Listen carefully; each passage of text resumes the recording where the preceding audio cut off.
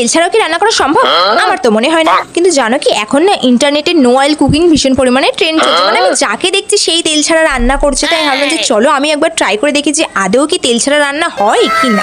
আর এমনিতে ওই ভিডিওটাতে বলা হয়েছে যে একটুখানি তেল নিয়ে তুমি টেস্ট করে দেখো। তেলের তো কোনো টেস্ট নেই, তাহলে তেল কিভাবে আমাদের খাবারের টেস্ট অ্যাড করতে পারে। আর এই কথাটার সাথে না আমিও পুরো একদম একমত। তো সর্বপ্রথমে একটা প্যান নিয়ে নিয়েছি, ওতে জিরে দিয়ে দিয়েছি, আর জিরেটা একটু লাল লাল হলে ওতে কিছুটা পেঁয়াজ দিয়ে দিলাম, আর কিছুটা জলের ছিটে দিয়ে দিলাম। মানে রান্না করতে করতে তোমার জল দিয়ে মানে জলের ছিটে দিয়ে দিয়ে রান্না করতে হবে, যেহেতু তোমাকে তেলের ইউজ করছো না, যাতে না আমাদের মশলাগুলো ধরে যায়।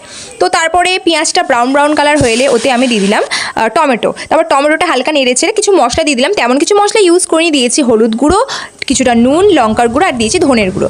ব্যাস, তারপরে আর একটু জল দিয়ে ভালো করে মশলাগুলো মিক্সড করে নেওয়ার পরে আমি ছোটো ছোটো করে কেটে রাখা আলু দিয়ে দিলাম। আর আলুটা না দেওয়ার পরে লাস্টের দিকে আমার মনে হয়েছে যে আলুটা সিদ্ধ হওয়ার জন্য আমি জলটা কম দিয়ে যেতে, আমি আর একটু বেশি জল দিয়ে দিলাম। আর লাস্টে আমাদের তরকারিটা যখন হয়ে এসেছিলো, ওতে না আমি অল্প একটুখানি গরম মশলা দিয়ে দিয়েছি। তো ব্যাস, এখানে আমাদের নো অয়েল মানে তেল ছাড়া আলুর তরকারি রেডি হয়ে গেছে। তো চলো এবার টেস্ট করে দেখা যাক যে খেতে কেমন হয়েছে। আর সত্যি বলছি, এটা খেতে না অনেক বেশি সুন্দর হয়েছিল। মানে তেল ছাড়াও যে এত সুন্দর রান্না হয়, এটা আমি ফার্স্ট টাইম জানলাম। আর এটা খেতে না অনেক বেশি সুন্দর হয়েছিল। তা আমিও বলবো গাইস, তোমরাও একবার তেল ছাড়া রান্নাটা ট্রাই করে দেখো। ওকে, বাই।